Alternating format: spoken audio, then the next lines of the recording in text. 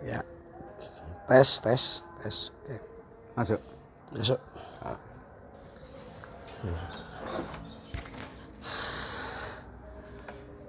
Assalamualaikum warahmatullahi wabarakatuh. Ketemu lagi di Pak Ulum Channel. Sore ini saya kedatangan tamu yang saya kira untuk mahasiswa Fakultas Syariah dulu banyak sekali yang kenal. Beliau adalah Pak Ahmad Mukarrom. Sering keliru ini jadi Akhwan. Gimana Pak kabarnya? Alhamdulillah Sehat. baik, sehat, walafiat. Berkat lindungan Allah Subhanahu wa taala. Insyaallah ya. Beliau ini adalah dosen mulai tahun 80 sekian. Jadi dan keahliannya itu keahlian yang jarang sekali sampai hari ini yang mewarisi seperti beliau, yaitu ilmu falak. Dan para Tambahannya biasanya adalah faraid. Jadi ilmu-ilmu yang dianggap sebagai ilmu sulit lah bagi sebagian besar orang, takut dulu ketika membicarakan tentang falak. Kesulitannya sebenarnya yang disebut sulit itu apa? Falak itu relatif, Pak Ulum. ya. Kesulitan itu relatif. Tapi memang belajar ilmu falak itu membutuhkan basic matematika. Ya. Karena nanti hitung-hitungan falak itu berkutat dengan rumus-rumus spherical trigonometry, ilmu ukur segitiga bola. Jadi sinus, kosinus, tangen, kotangen dan seterusnya. Ya. Itu. Oleh karena itu mahasiswa yang punya basic matematika yang bagus biasanya tidak akan kesulitan belajar ilmu falak. Tapi memang ilmu matematika itu sebagai prasyarat atau gimana kalau kerja di kalau mempelajari ilmu ini? Oh iya. Bagaimanapun nanti kan kita karena berhadapan dengan hitung-hitungan, Ya. berhadapan dengan rumus-rumus, karena masing-masing itu ada rumusnya, dan itu belum lagi mahasiswa juga harus dituntut untuk menguasai operasional kalkulator. Ya. Kalkulator apa namanya? Scientific kalkulator. Scientific kalkulator. Ya, alhamdulillah kalau zaman sekarang ini sudah relatif gampang orang belajar ilmu falak itu, tidak seperti zaman kita dulu. Namanya scientific kalkulator itu jarang. Ketika saya kuliah dulu, saya menggunakan daftar logaritma itu. Iya. Daftar logaritma yang buku kecil, itu biasanya kalau sinus begini, kalau kosinusnya dibalik malah. Ya, dibolak-balik buku itu amat sulit memang. Sekarang ini dengan kemajuan teknologi di zaman IT sekarang ini relatif mudah dan murah mencari scientific kalkulator itu. Itulah. Meskipun kadang-kadang antara satu merek dengan merek yang lain itu operasionalnya sedikit berbeda. Iya. Jadi memang sebagai dasar betul ya. Betul itu. Kalau mahasiswa itu tidak memahami logika matematika, karena nanti kita akan masuk ke ranah itu gitu ya. Kita bisa membayangkan itu. Maka banyak mahasiswa kadang-kadang harus memahami. Jadi saya harus memberikan penjelasan detail bagaimana logika matematika itu ya, mulai dari sinus, kosinus, tangen, kotangen dan seterusnya. Seperti itu. Kayak apa sih gambarnya itu? Sinus itu seperti apa? Kosinus itu seperti apa? Itu harus tahu dulu, kalau enggak ya akan kesulitan mahasiswa. Ya. Kemudian secara umum orang ketika bicara falak itu paling hanya tentang gerhana, tentang awal waktu, tentang awal bulan dan sebagainya. Itu sebenarnya sampai sejauh mana itu? Sebenarnya jauh lebih banyak dari itu. Ilmu falak itu bagian kecil aja dari ilmu astronomi. Ya. Bagian kecil dari ilmu astronomi. Falak yang kita ajarkan di fakultas ini sebatas yang terkait dengan persoalan ibadah. Karena tidak ada dalam Islam itu tidak ada satu ibadah pun yang tidak terkait dengan masalah waktu. Semuanya terkait dengan masalah waktu. Itu. Lah kalau kita bicara waktu, kita harus berbicara, paham juga tentang peredaran benda langit. Dalam hal ini paling tidak objek kajian kita itu gerak matahari, gerak bulan, dan gerak bumi. Itu. Karena setiap saat itu kan ketiganya ini terutama bumi mengelilingi, punya orbit sendiri mengelilingi matahari. Sementara pada saat yang bersamaan bulan pun juga harus mengelilingi bumi kan seperti itulah. Di sinilah. Jadi kalau kita bicara waktu ya pasti berbicara tentang gerak benda langit. Nah itu sekarang itu bisa dihitung dan relatif mudah saya kira karena data-data astronomi sekarang ini sudah gampang diakses di internet ya. Seperti katakanlah misalnya epemeris hisab ru'yat itu ya. Atau ada lagi data-data Genius atau mungkin astronomical algorithm misalnya Genius itu tadi dan lain-lain sekarang ini banyak gampang diperoleh untuk data-data. Tidak seperti zaman kita dulu era tahun 80-an itu masih sangat langka. Itu Almanak Nautika misalnya sekarang itu sudah bisa diakses di internet. Kalau dulu itu Kementerian Agama atau Departemen Agama dulu itu memperoleh dari Mabes TNI Angkatan Laut, Dinas Hidrooceanografi.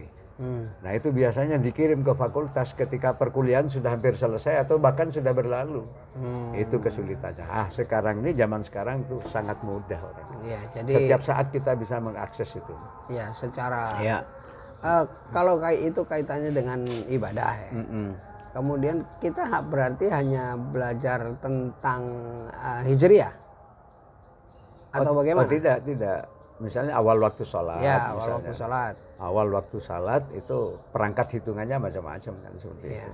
Banyak hal yang harus data yang harus kita ketahui.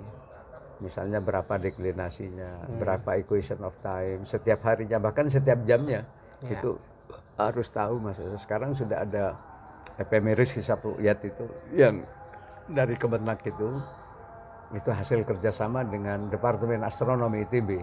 Kalau tidak salah tahun 95-96 mungkin Kementerian Agama itu harus membayar kurang lebih 600 juta. 600 juta ke Departemen Astronomi ITB untuk membuat software yang sekarang bisa kita akses melalui internet itu. Dengan data-data itu, lalu kemudian data matahari ada, data bulan ada, itu. Nah dari situ kemudian kita bisa mengetahui berapa deklinasi matahari, berapa equation of time-nya matahari, perata waktunya berapa setiap saatnya itu. Lalu tidak kalah pentingnya mahasiswa juga harus paham apa itu lintang tempat itu apa. Lalu terus kemudian bujur tempat itu apa. Nah biasanya kalau saya ngajar, saya tampilkan software astronomi modern sehingga kemudian mahasiswa mudah memahami, oh ternyata lintang tempat itu seperti ini, oh bujur tempat itu seperti itu. Nanti mereka akan tahu kenapa terjadi perbedaan waktu antara satu tempat dengan tempat yang lain. Karena berbeda lintang dan bujurnya itu. Jadi untuk untuk sholat. Untuk sholat. Arah kiblat lain lagi. Arah kiblat. Bagaimana kita menemukan dua titik ini antara titik markas, misalnya kita markas Surabaya dengan markas di Mekah, tepatnya di Ka'bah. Nah, kita harus menghubungkan dua titik ini. Nah, semua tempat di permukaan bumi itu akan ketemu melalui koordinat geografisnya, lintang bujurnya berapa. Tapi kalau hanya ada dua titik, tidak mungkin bisa dilakukan perhitungan secara matematis karena bumi kita ini bulat. Jadi kalau di sini Surabaya, Mekahnya ada di sini. Ini bagaimana caranya? Oleh karena itu kita harus mampu menempatkan titik yang konstan yang berada di kutub utara di sini. Lalu kemudian bisa dihitung. Kalau dihadap katakanlah misalnya Surabaya diberi lambang B besar, sudut B, lalu di Ka'bah di sini diberi lambang A besar, misalnya yang titik C ini di kutub, di wilayah kutub utara. Barulah terjadi segitiga. Ya, segitiga bola.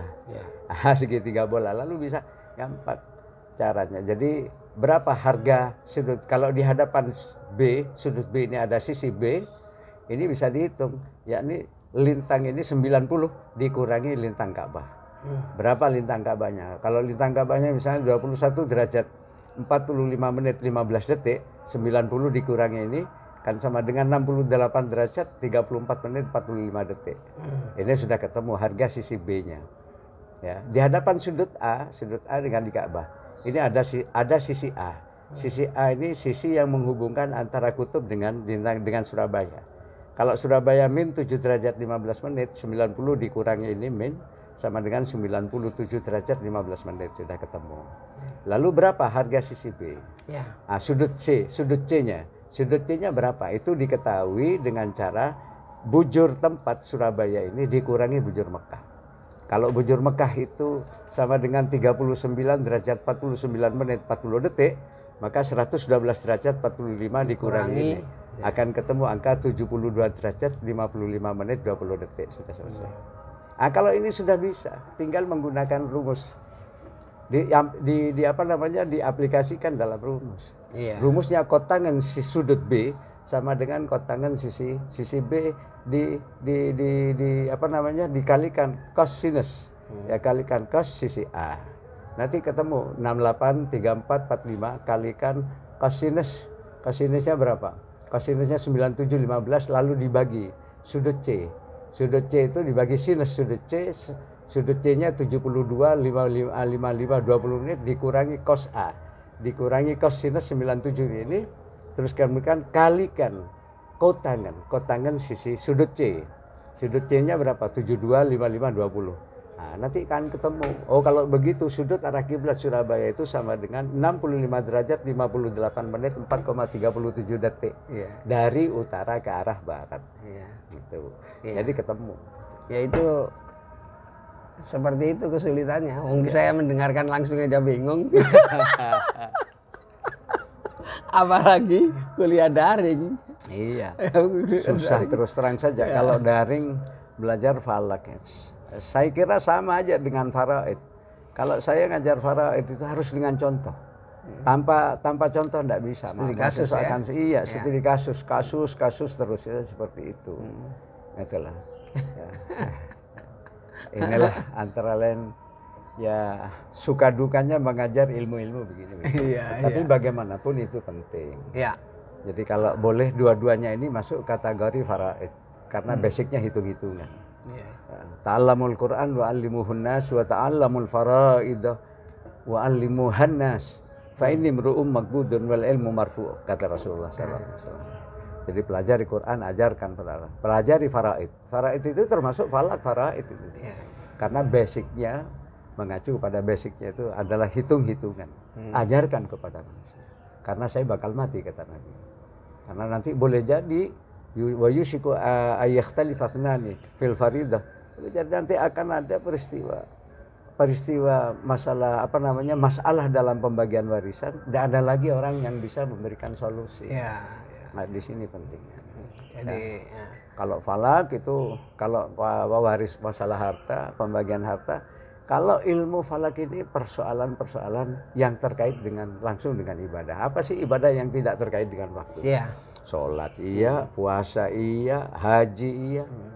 Makanya saya katakan kalau ada seorang ulama yang mengajukan supaya bulan haji itu dibagi karena al-hajj asyhurum ma'lumat kan ya. Baru-baru ini ada 2 kali dalam 1 tahun misalnya. Bisa 3 kali katanya dalam 1 tahun ini. Mulai dari Syawal, Dzulqa'dah dan Dzulhijjah. Itu dulu tergantung kepada pilihan haji, pilihan manasik. Saya katakan seperti itu. Tetapi haji sebagai ibadah mahdhah tidak mungkin keluar dari bulan haji. Karena mulai tanggal 8 itu tarwiyah orang, lalu masuk tanggal 9. Wukuf itu pertama tanggal 9 kan. dan seterusnya. Jadi mulai 8, 9, 10, 11, 12, 13, 6 hari. Itu tidak mungkin dikerjakan di luar bulan Dzulhijjah. Ya. Jadi makanya pemikiran seperti ini sebenarnya pada era tahun 90-an itu sudah ada itu. Kalau tidak salah Kiai Master Farid Mas'udi itu yang mengajukan. Tapi ditolak oleh hampir semua ulama, tidak ada yang menyetujui itu. Kenapa Al-Quran mengatakan Al-Hajj Asyhurun Ma'lumat? Ya, karena pilihan haji itu macam-macam. Kalau ada orang yang datang ke Mekah dengan niat untuk haji ifrat, ya, untuk melaksanakan ibadah haji saja, ya tidak mungkin dia akan datang jauh sebelumnya, ya, pada bulan Dzulhijjah. Ya. Tapi ada juga orang yang karena apa, di samping ingin niat melaksanakan haji, ada yang kiran itu niat haji dan umroh disatukan, tapi yang banyak itu tamattu. Ya. Jadi orang datang mengerjakan ibadah umroh dulu, umroh untuk haji, lalu menunggu lama. Jadi orang bisa saja dulu berkendaraan dari India, dari Pakistan, dari Kazakhstan, Uzbekistan, dari Cina, macam-macam lah dari Indonesia. Makanya zaman dulu orang pergi haji itu setahun perjalanan, pulang pergi itu, gitu. Makan waktu lama. Jadi mereka boleh datang pada bulan Syawal, silakan melakukan ibadah umroh terlebih dahulu. Setelah itu ya dia tinggalkan, tidak apa-apa. Mau bisnis kayak mau apa, sampai datang bulan Dzulhijjah gitu. Mau datang Dzulqa'dah ya silahkan gitu lah, untuk melaksanakan itu. Apakah dia niatnya apa namanya tamattu, pilihan manasiknya ya, itu. Jadi boleh. Jadi kalau yang bagi orang umum menjadikan persoalan biasanya itu kan awal Ramadan. Oh, iya. Nah, selalu saja itu kan sama dengan diskusi tahunan ini ya. Begini, kalau yang beda itu awal Ramadan relatif tenang orang, masyarakat tenang karena kebanyakan ambil yang belakangan, dan mengikuti yang belakangan. Tapi yang ribut itu kalau Syawal. Kalau Syawal kecenderungan orang pilih yang duluan. Itu tidak bisa diingkari. Oke. Memang tidak mudah. Hilal itu al-qamaru fi awwali lailatin wasaniyah. Ya, Syed Sabik mencatat dalam kitab. Jadi hilal itu bulan yang muncul pertama kali pasca ijtima. Setelah ijtima, apa sih ijtima itu? Ijtima itu berkumpulnya bulan, bumi dan matahari pada satu bujur. Bujur astronomis. Itu berada pada satu bujur astronomis. Kadang-kadang kalau pas depan begini terjadilah apa namanya gerhana seperti itu. Nah, tapi kadang-kadang tidak terjadi gerhana. Gerhana itu peristiwa ijtima, tetapi tidak selalu ijtima mengakibatkan gerhana. Gitu ya. Jadi kapan sih ijtima itu? Begini. Kalau ini bumi. Nun sewu, saya betulkan dulu mic-nya ini. Oke. Kalau ini bulan, kalau ini bumi kita.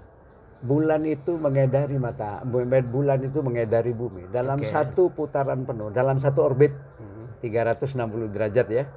Itu sebenarnya hanya membutuhkan waktu 27 hari lebih 7 jam, 43 menit 11,5 detik.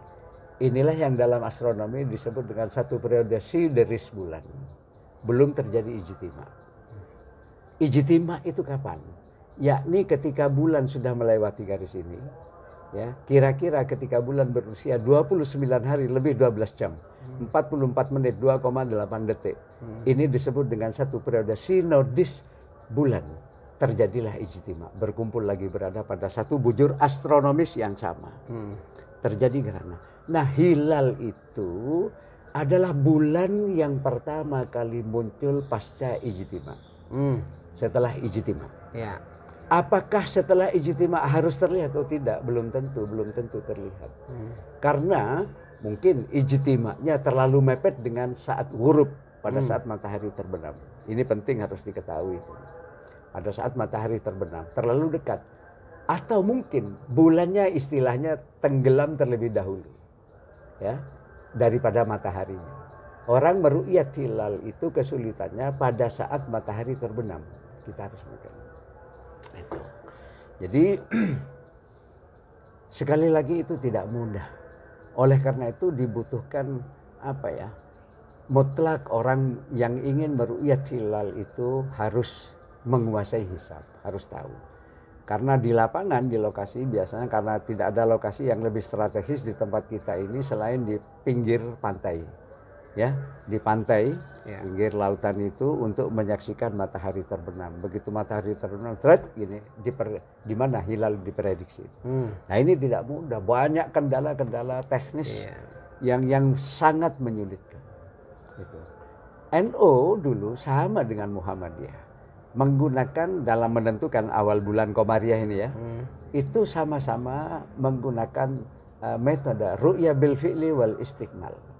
Jadi melihat ke lokasi ru'yat untuk menentukan itu, dan kalau tidak berhasil maka kemudian istiqmal. Istiqmal itu menggenapkan usia bulan yang sedang berlangsung menjadi 30. Karena usia bulan Komariah itu antara 29-30. 29 itu saat ijtima. Saat ijtima. Ya. Jadi kalau ijtima pada saat maghrib matahari terbenam, itu matahari berhasil dilihat, maka besoknya dinyatakan sebagai tanggal 1.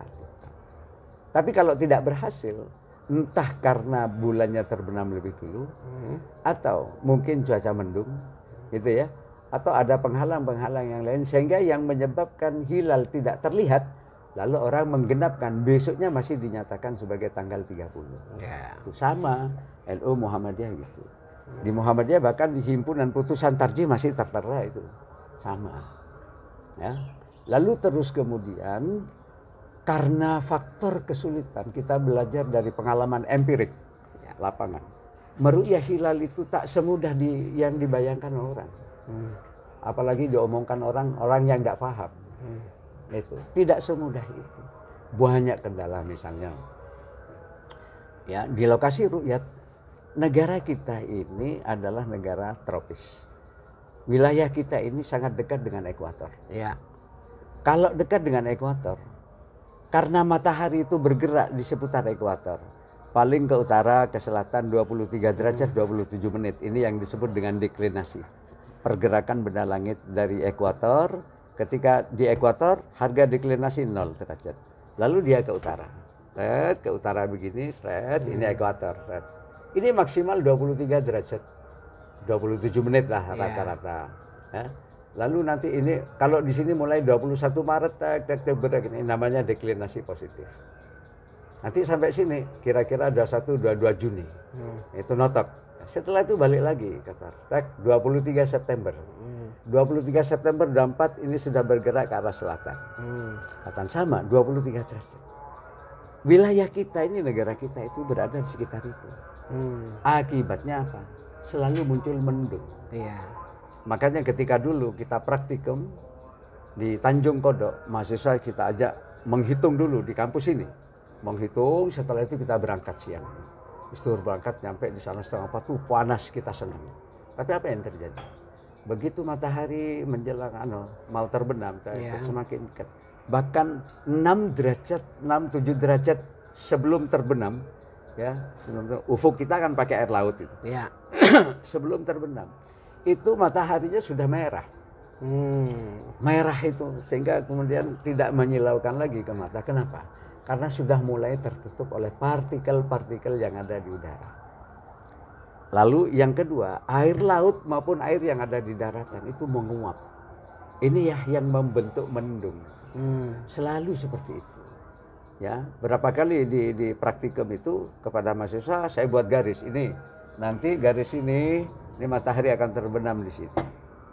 Lalu terus kemudian titik baratnya mana? Ini berapa derajat tempat matahari? Lalu posisi bulan, apakah bisa saja dua-duanya ada di utara, belahan utara dari titik barat, atau berada di selatan dari titik barat, atau yang satu di utara, mataharinya di selatan? Bisa terjadi seperti itu.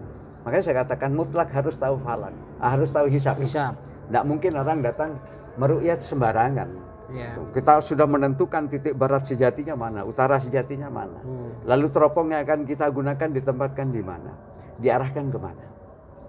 Nah, 2 derajat sebelum terbenam matahari sudah tertutup sepenuhnya oleh awan. Tertutup sepenuhnya oleh awan. Jadi jangankan hilal, matahari saja yang punya sinar itu. Satu, itu kendala. Ya. Lalu kendala lain, andai kata misalnya kita bisa menyaksikan, oke lah kita bisa menyaksikan matahari gini, awan relatif sedikit. Hilal itu ada di sebelah mana? Di utaranya atau di selatan matahari?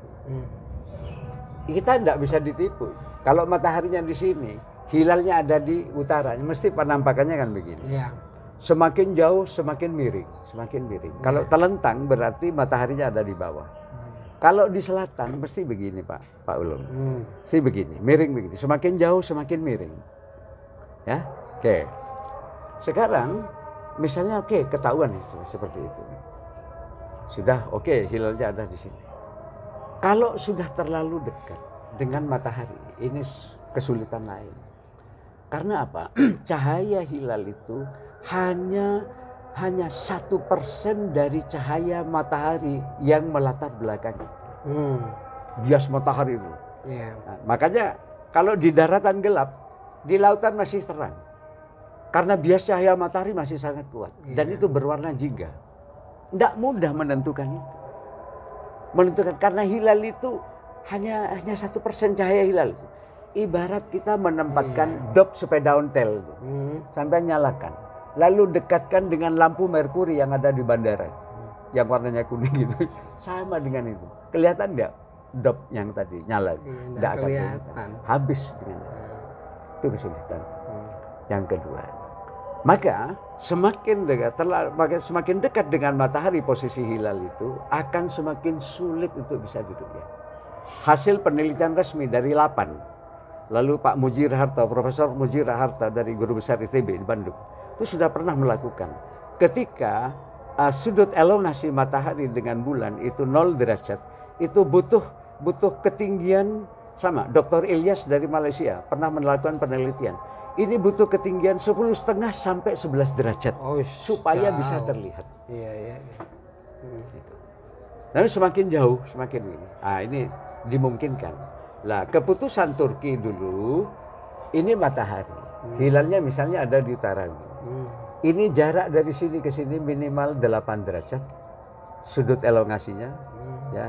Jadi angular distance-nya, jarak sudutnya ini antara sudut bulan dengan ini dan ketinggiannya, irtifa, altitude-nya itu minimal 5 derajat. Itu Turki. Ya. 5 derajat. Kesepakatan Turki era tahun 80 sekian. Nah, sekarang dengan perubahan ini terus kemudian karena kita sulit, meskipun ketinggian segitu, tidak mudah melihat hilal di negara tropis. Beda dengan negara-negara subtropis yang kadang-kadang kita bisa menyaksikan langit biru. Di negara kita ini mesti selalu abu-abu. Selalu abu-abu, karena selalu ada mendung. Selalu ada awan, kan gitu ya. Yang mendung itu sulit. Itu yang sebenarnya yang masuk. Lalu ada hal lain. Yang disebut dengan halusinasi. Orang itu saking kepinginnya berhasil melihat bulan. Lalu serpihan cahaya matahari di antara awan ini, saat muncul gambarnya seperti hilal. Bisa terjadi seperti itu. Itu dikira hilal. Bahkan lebih hebat lagi, cahaya lampu merkuri itu. Ini pernah terjadi tahun berapa ya? 2000 insya Allah 2006 atau 2007. Ketika Ru'yatul Hilal dilakukan di pantai Nambangan, Kenjeran, di situ. Gitu. Tim Badan Hisab Ru'yat dengan membawa teropong yang dibuat IJMI. Teropong itu IJMI membuat teropong Ru'yat kira-kira 1 meter dengan diameter lensa berapa itu ya kira-kira? 50 cm atau berapa. Hanya 3. Satu dipegang IJMI, yang satu dipegang Kemenak. Ya, yang satu diserahkan ke Badan Hisab Ru'yat Jawa Timur karena BHR Jawa Timur itu jadi barometer nasional. Kalau BHR Jatim menyatakan beda, pasti beda securun. Dan itu diakui sendiri disampaikan oleh Bapak Dirjen waktu itu, Dirjen Peradilan Agama. BHR Jawa Timur ini amat sangat menentukan, makanya diberi itu.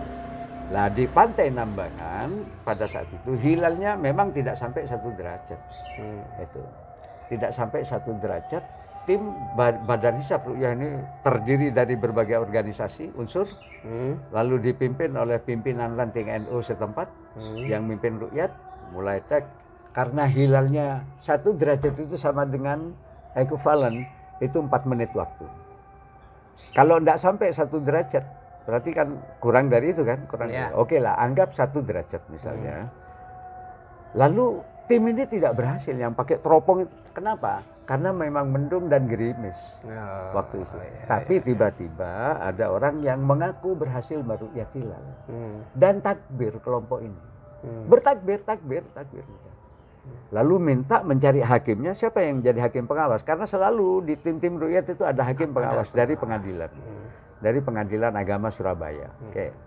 Lalu dicari, minta disumpah bahwa saya telah berhasil meru'yat hilal. Ada satu nelayan pada saat itu, saya tahunya begini, berapa bulan kemudian ada seminar nasional, kemudian kebetulan saya diminta untuk menjadi salah satu pembicaranya, narasumber. Dalam seminar ini mendatangkan Pak Fatoni, nelayan, yang ada di Kenjeran itu. Pak Fatoni ini memberikan kesaksian, saya ini Pak berdiri jejer dengan orang yang mengaku berhasil meru'yat hilal itu. Saya heran. Dari mana dia bisa melihat hilal? Wong semuanya tidak berhasil. Jangankan mata kepala telanjang begini, wong pakai teropong aja tidak berhasil, tidak kelihatan karena mendung, gerimis lagi. Oke. Lalu saya penasaran. 3 hari berturut-turut saya datang ke tempat orang itu, ke tempat kita berdiri. Oh, ternyata memang nggak ada di ufuk barat sana. Ketika matahari tenggelam, nyala. Lampu merkuri yang ada di Tanjung Perak. Itu yang dikira hilal. Ya, oke. Inilah yang kemudian ribut. Pada saat itu NU Jawa Timur berbarengan dengan Muhammadiyah hari rayanya. Tapi PBNU menolak. Kasus itu terulang kembali ketika ketinggian hilal tidak sampai 1 derajat. Lalu kemudian ada pengakuan dari seorang kiai di Bangkalan, saya tidak nyebut namanya, beliau sudah meninggal, Allahumma firlahu. Itu begitu, sama, mengatakan berhasil meru'yat hilal. Singkat cerita, dilaporkan ke PBNU Jawa Timur, PBNU Jawa Timur menerima. Pengakuan kiai itu diterima, sehingga kemudian sekali lagi NU Jawa Timur berbarengan dengan Muhammadiyah. Ya, berbarengan dengan Muhammadiyah. Misalnya, sementara PBNU menolak. Satu-satunya PWNU yang menolak, pengurusnya itu adalah Pak Salam. Pak Salam teman kita. Oke. Ya, Pak Salam menolak. Waktu itu beliau jabatannya sebagai Ketua Lajnah Falakiyah PWNU Jatim. Menolak. Tidak mungkin terlihat. Itu 2 derajat, minimal kan 2 derajat NU. Oke. Tapi Ali Mashan waktu itu menerima. Ali Mashan menerima. Oke. Singkat cerita, selesai hari raya Pak Salam diutus oleh PBNU untuk klarifikasi. PBNU mengutus PWNU, PWNU mengutus Pak Salam mendatangi Kiai di Bangkalan. Apa benar Pak Kiai sampai? Diajaklah Pak Kiai ini ke lokasi. Di mana sampean? Oh Pak, di pantai ini. Datanglah ke pantai itu. Sampean berdiri di mana? Oke, saya berdiri di sini Pak. Oke. Sampean melihat hilal di mana? Oh di sini Pak. Di sini. Padahal hilalnya di sini. Satu itu ya. Yang kedua, jam berapa sampean melihat? Karena ada limitasi loh. Kemudian 1 derajat sama dengan 4 menit. Misalnya begini. Di lokasi ru'yat itu kita selalu nyocokkan jam. Jam berapa matahari sekarang terbenam? Ayo kita cocokkan semua arloji. Ya, di Tanjung Kodok kalau praktek begitu. Cocokkan ya semua arlojinya. 108 kita telepon. Minta informasi. Oh sekarang jam 5 Pak, jam 5 persis. Oke, diubah yang tidak cocok apalagi yang mati gitu ya. Yang mati tidak usah dilihat jamnya itu. Nah, kalau arloji sampean kan sama dengan saya. Tidak cocok kan? Katakanlah pada saat itu matahari terbenam pukul 17.30. 30 menit. Sementara hilal punya ketinggian 1 derajat. Berarti 4 menit kan? Peluang kita meru'yat 4 menit. 4 menit. Pukul 17.34 kan selesai ru'yat. Mimpin. Pak, sekarang pukul 17 lewat 25. Lewat 26, lewat 27, lewat 28, lewat 29. Pukul 17 lewat 30. Ru'yat mulai. Bismillahirrahmanirrahim. Mulai. Semua orang akan fokus ke arahnya azimut. Garis yang sudah kita buat. Matahari di mana? Ini bulannya di sini misalnya. Oke, kita fokus di sini. Karena teropong itu ada di sini, lalu ada gawang lokasi di sini. Nah, gawang lokasi ini bisa di-setel sesuai dengan kondisi lintang. Lintang tempatnya berapa? Di Kenjeran berapa? Atau di Tanjung Godok berapa? Ini di-setel. Ada rumusnya. Nggak asal dibiarkan, enggak. Ada rumusnya. Untuk melokalisir mata kita ke arah sini. Oke. Fokus lah. Ya. Sekarang pukul 17.03, 34. Ya kan selesai 34. Kalau sudah selesai, sekarang pukul 17.34, ru'yat selesai. Silakan siapa yang berhasil. Begitu caranya orang. Jadi bukan lingak-linguk terus kemudian bawa teropong ke sana kemari. Sekali lagi itu bukan komariah yang kita lihat gitu ya. Tapi hilal kan gitu ya. Lah ini terkesulitan. Lah setelah itu saya tanya, jam berapa sampean melihat Pak Kiai? Oh jam sekian. Katanya Pak Salam, ada selisih waktu 13 menit. Wow. Kalau 13 menit kan sudah 3 derajat lebih. Iya. Ya. Nggak mungkin kalau, nah kan tadi pukul 17.34 selesai. Kalau ada orang yang mengaku melihat pukul 17.40, bohong pasti. Kenapa kok berbohong? Karena perputaran bumi pada porosnya lebih cepat dari pergerakan bulan mengelilingi bumi. Pak Ulum, ini bumi kita. Kita di sini. Hilal di sini. Ketika posisi hilal di sini, ya kita melihat bumi kan begini. Ya. Kalau sudah lewat itu pasti tidak terlihat. Iya. Karena posisi kita sudah di sini. Bukan terus kemudian bulannya mencetat hilang, enggak, bukan. Ini istilahnya tenggelam kan gitu ya, tenggelam. Bukan. Dilihat dari sini masih bisa. Iya. Katakanlah dari Honolulu misalnya ada tengah lautan, ini bisa melihat sini. Tapi yang di sini tidak bisa sudah melihat. Ini di sini kebohongan. Iya. Pertanyaannya, kenapa bohong? Setelah diusut oleh Pak Salam, ternyata dia ngaku, iya saya disuruh kiai-kiai sepuh untuk mengatakan berhasil melihat. Padahal disumpah. Saya bersumpah bohong kan? Iya. Mengaku disuruh. Lah pertanyaan berikutnya, kenapa kok disuruh berhasil? Karena kitab yang dijadikan pedoman sudah menunjukkan, memberikan informasi berdasarkan hitungan metode kitab itu. Sulamun Najiren lah biasanya. Faturra'u fil manan wadi'atul misal misalnya yang akrab di dunia pesantren. Hilal sudah 2 derajat lebih menurut hisab mereka. Kitab ini. Makanya lalu disuruh, katakan aja berhasil melihat. Karena jadi selama ini tidak berdasarkan ru'yat murni. Tapi mengacu tetap hasil hitungan ini. Ya, inilah yang kadang-kadang. Lalu terus kemudian seiring dengan perkembangan zaman, perkembangan IT ya di bidang astronomi sudah canggih seperti ini, begini data kemudian dapat. Lalu kita juga harus belajar dari pengalaman empirik di lapangan. Ternyata ru'yat itu tidak semudah yang dibayangkan orang. Lalu NU berbenah diri dan Muhammadiyah. Apa ya? NU setelah berdasarkan ijtihad ya para ulamanya, para kiai NU, kalau begitu yang dijadikan acuan sekarang haddul imkannya itu sama dengan 2 derajat ya, minimal 2 derajat. Minimal 2 derajat. 2 derajat. Dengan jarak elongasi, sudut elongasinya 3 derajat. Jadi ketinggian 2 derajat, sudut elongasinya 3 derajat. Atau usia ijtima sampai dengan terbenam itu minimal 8 jam. Jadi saya singkat 238. Tapi bukan tidak masalah.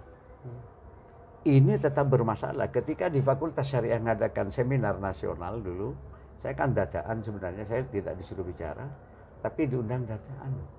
Saya ingin mendengarkan. Tapi ternyata yang bicara itu kan Dr. Izzuddin, Profesor Thomas Jamaluddin, lalu Pak Salam. Tapi Pak Salam karena berhalangan saat itu, lalu saya yang hadir disuruh mewakili. Jadi saya bicara. Dalam kesempatan itu saya bicara. Oke. Saya tanya Prof. Thomas. Kriteria imkanur ru'yat, visibilitas hilal. Jadi hilal itu imkanur ru'yat. yang mungkin untuk bisa dilihat 238 yang dijadikan pegangan oleh NU itu bermasalah tidak dalam astronomi? Apa jawaban Profesor? Iya, itu bermasalah. Karena kalau ketinggiannya hanya 2 derajat begini, lalu mataharinya di sini, jarak sudut elongasinya 3 derajat, itu mustahil untuk bisa dilihat. Informasi yang saya terima, orang ITB ketawa itu. Orang astronom, para astronom di ITB ya, itu kata-katanya ketawa kalau berbicara tentang kriteria 23 itu. Udah dari mana, tidak mungkin. Pengalaman di lapangannya. Tapi oke lah, kita hargai, kita harus toleran dengan pendapat orang lain. Bagaimana Muhammadiyah? Muhammadiyah juga bergerak. Tidak lagi ru'ya bil fi'li wal istikmal seperti yang dianut dua organisasi ini pada awalnya. Gitu. Kalau saya menyebut dua organisasi bukan berarti organisasi lain tidak. Nah, tapi yang paling punya kepedulian kan dua organisasi. Perhatian besar. Lalu Muhammadiyah sebenarnya sudah berijtihad lama sekali.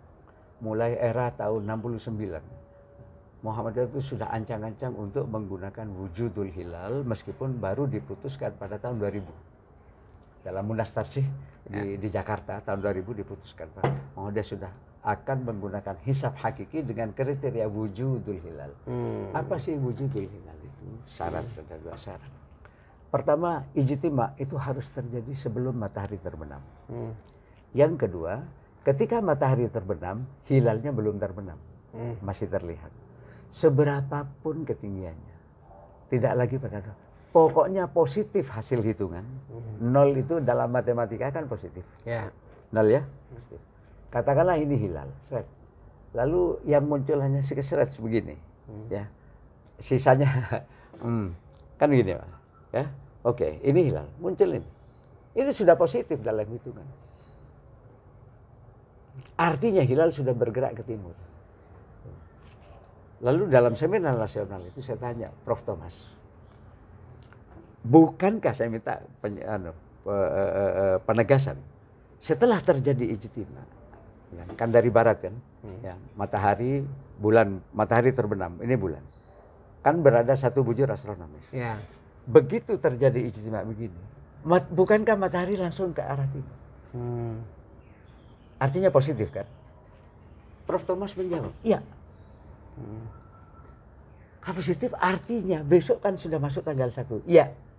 Profesor Thomas itu dalam seminar di sini di apa ini di tempat di kantor pusat ini apa namanya aula ruang pertemuan di atas itu ya sudah positif jadi bergerak ke timur sudah begini ke timur ini sudah tanggal 1.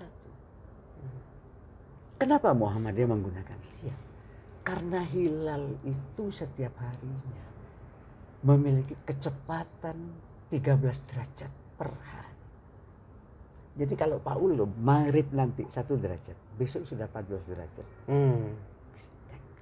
Terus 13 derajat. Ya.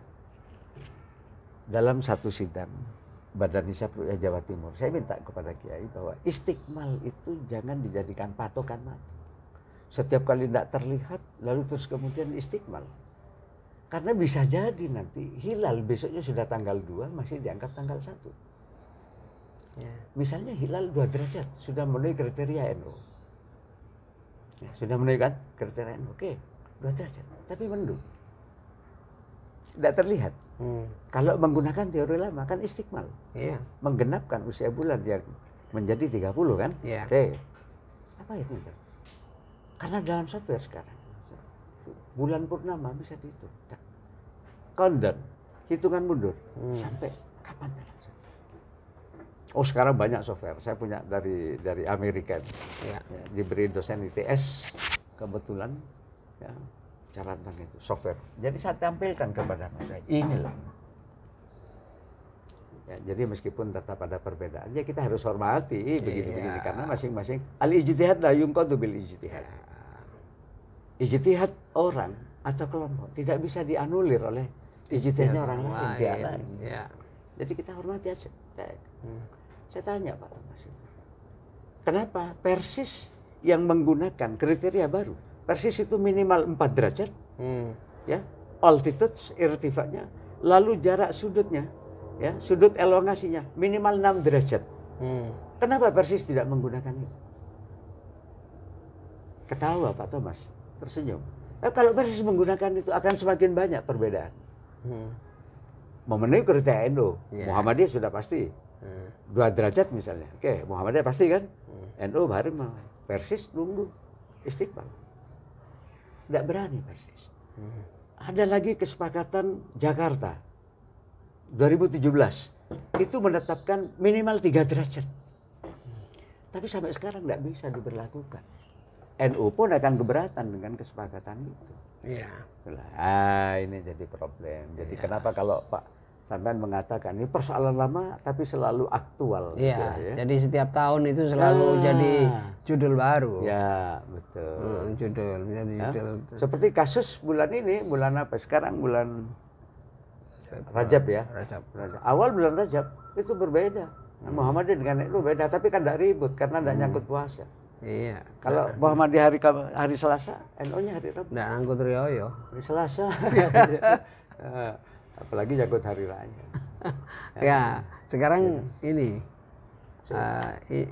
silakan. Jadi air putih itu. Udah. Ini apa mitos atau fakta? Banyak orang bilang begini, orang kalau sudah ahli di bidang falak, kemudian sudah ndekik lah bahasa Jawanya itu apa ya, itu sampai tahu daun itu jatuh kapan. Nonsen, mustahil. Banyak ya ini musim gugur ya bisa. Tapi kalau setiap daun jatuh kita tahu ya mustahil. Ya lah. Enggak, itu mitos itu ya. Mitos aja itu. Mitos itu. Biasanya orang Lumajang banyak yang seperti itu, begitu itu. Kalau orang Madura asli enggak. Jadi ya. Yang nyari pembenaran atas kehebatan seseorang itu kan biasa begitu. Insyaallah awal bulan ini Ramadan dan itu sudah tidak ada perbedaan karena nanti sudah di atas 3 derajat. Ya. Tahun ini Syawal tuh, tanggal 2 kita puasa April, terus tanggal 2 Mei kita hari raya. Itu. Nanti Dzul Hijjahnya itu tanggal berapa ya Dzul Hijjah itu? Tanggal jatuh pada tanggal 1 bulan Juni kalau tidak salah. Oke lah. Tapi insya Allah tidak berbeda kok. Ya. Yang jelas tanggal 1 bulan Hijriah. Ya puasanya 1 Ramadan. Iya. Itulah Pak Khairul ya. Jadi sekali lagi kenapa belajar ilmu falak itu tidak mudah. Ya. Inilah kadang-kadang kenapa saya betul-betul all out saya mengajar ini karena ilmu ini tidak mudah. Ya. Tanpa bermaksud menyombongkan diri, tidak semua orang bisa mengajar ilmu ini. Ya. Makanya saya tidak main-main dengan mahasiswa. Kalau mahasiswa saya 3 kali berturut-turut ya, zaman normal kemarin itu ya, itu saya coret aja. Nggak ikut kuliah 3 kali ya sudah, karena banyak informasi yang sudah ketinggalan. Iya, jangankan nggak ikut, terlambat aja sudah bisa kacau. Betul.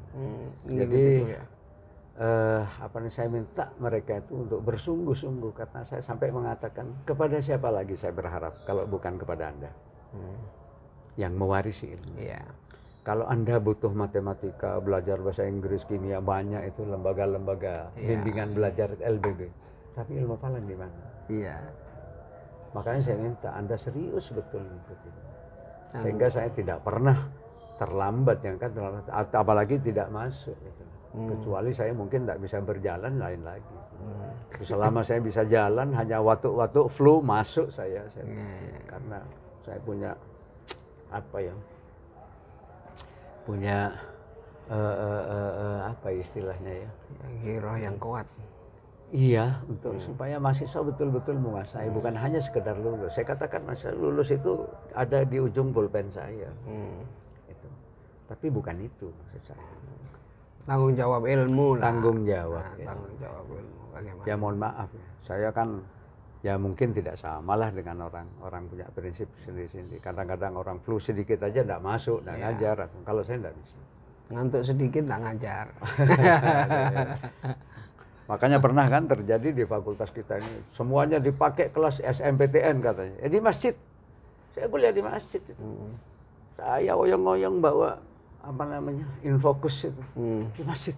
Alhamdulillah ya mahasiswa, ya, terutama yang mereka semangat itu belajar. Ya. Makanya selama pandemi kemarin saya tetap luring aja, ya. Ya. Luring aja. Jadi beliau memang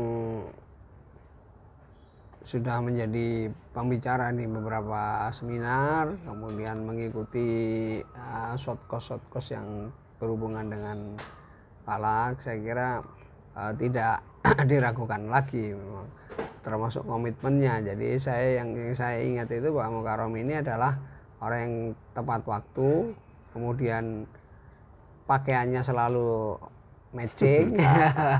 Sekarang udah matching ya, Mi. Baju coklat, celana coklat, sepatu coklat, kaos kaki pun itu harus coklat. Dan yang terakhir, cincinnya juga harus coklat. Jadi sudah jamnya juga gitu, pokoknya harus sama. Sebenarnya kalau kita bicara kualitasnya, meskipun tidak bisa digeneralisir ya. Itu anak-anak kita ini barangkali lebih bagus dibanding dengan mahasiswa luar ya, Malaysia misalnya. Karena saya pernah diminta oleh USIM, University Sains Islam Malaysia, untuk mengajar ilmu falak ini. Itu saya lihat mahasiswa kita tidak kalah loh, lebih cepat mereka nangkap gitu. Ya mungkin itu ada kaitannya dengan basic pendidikan mereka sebelumnya. Ya tingkat SLTA atau tingkat MAN-nya mungkin SMP-nya. Itu lebih baik lah anak-anak kita ini. Termasuk juga mahasiswa-mahasiswi Malaysia yang belajar di kampus kita di Sunan Ampel. Itu saya lihat itu masih bagus anak-anak kita. Jadi pintar. Siapa yang satu itu mahasiswa yang selalu teringat itu mahasiswi? Saya agak lupa sekarang Pak. Jadi ketika saya diundang juga pernah di ILIM. ILIM itu Institut Latihan Islam Malaysia. Kalau di negara kita ini samalah dengan Pusdiklat ya. Pusdiklat Kemenak. Kemenak. Kalau di Malaysia itu Kemenak itu Jakim, Jabatan Kemajuan Islam Malaysia. Itu saya pernah diundang menjadi instruktur pelatihan di situ, ada 50 orang mungkin peserta di Selangor itu selama 1 minggu. Itu saya lihat pesertanya, ternyata peminatnya banyak sekali. Tapi mungkin ada kesalahan panitia karena mereka hanya dikenalkan dengan IT ya, dengan model IT, tapi basic tidak tahu mereka. Misalnya sholat, kiblat, itu model itu ngisi-ngisi gitu. Tapi sementara mereka tidak tahu angka-angka ya, seperti kita kerja di Excel itu masukkan angka kan mesti berubah. Setiap ditambah atau dikurangi angka kan mesti berubah. Tapi tidak tahu ini angka apa yang dimasukkan. Akhirnya anak-anak juga tahu matang. Akhirnya saya bawa buku. Waktu itu ada buku saya tinggalkan di ILIM itu, di Pusdiklat itu, di Malaysia itu ada 2, saya katakan. Saya ngulangin dari dasar, memberi pengertian dulu supaya Anda mengerti. Ini angka ini diperoleh dari mana, prosesnya bagaimana, rumus yang digunakan itu kayak apa, kok sampai menghasilkan di segitu itu. Itu akhirnya saya boleh dari bawah lah. Dari awal lagi akhirnya. Diklat itu. Ya, alhamdulillah lah saya disebut dokter di situ, mungkin dokter honoris causa mungkin. Honoris causa kan. Dokter Muhammad Ahmad Mukarram. Saya malu sebenarnya. Saya ini bukan dokter. Jadi kalau sekarang ini kan peminatnya juga tidak banyak yang menjadi pilihan pertama falak itu. Jadi sekarang ini berapa kelas ya, Mas Fahmi ya? Di USIM itu bukan mata kuliah wajib tapi pilihan. Oh, pilihan. Makanya tidak banyak mahasiswanya. Tidak banyak yang milih itu. Sudah milih sulit lagi. Ternyata setelah ngajar, basic matematikanya, berpikir logika matematikanya bagus anak-anak kita. Berarti tingkat SLTA-nya ya barangkali lebih bagus seperti itu karena pengaruh. Ya. Tapi alhamdulillah sekarang ini ada satu yang dari anak USIM itu sekarang melanjut ke S3 sekarang itu di Malaysia. Masih kontak dengan saya. Masih kontak. Oke, saya kira sementara ini ya soalnya banyak sekali yang harus kita gali sebenarnya, tapi kita cukupkan dulu. Jangan lupa subscribe, like, dan bagikan. Terima kasih. Assalamualaikum warahmatullahi wabarakatuh. Budal selamat, mulai selamat. Iya, sip itu.